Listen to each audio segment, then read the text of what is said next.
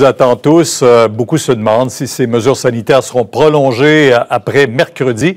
Le gouvernement en mettra fin, Claudie, à ce suspense à 17 heures et tout semble pointer vers un maintien des consignes et des restrictions.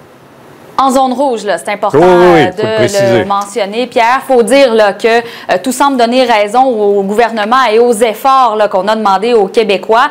Les nouvelles sont encourageantes, mais elles ne sont pas non plus réjouissantes. Et depuis la semaine dernière, le gouvernement est talonné pour clarifier ses intentions et il semble avoir mis la table sur ce qu'il va annoncer à 17 heures. On écoute. Les 2 prochaines semaines sont critiques. Est-ce qu'on souhaite être capable d'éliminer certaines de ces mesures-là? La réponse est oui.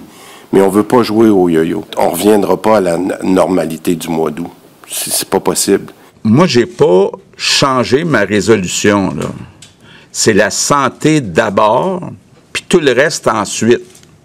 Ça veut dire que si on n'arrive pas à contrôler la pandémie, bien, tout le reste prend le bord, là.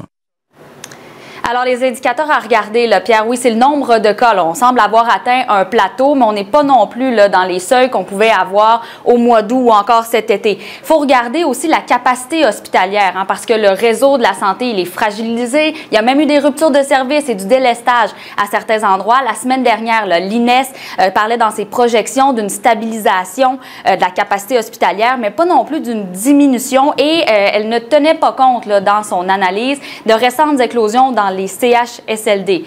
Maintenant, attendons voir ce que le gouvernement va annoncer à 17 heures ce soir, mais la question, ça semble plutôt être jusqu'à quand les mesures plutôt que seront-elles levées?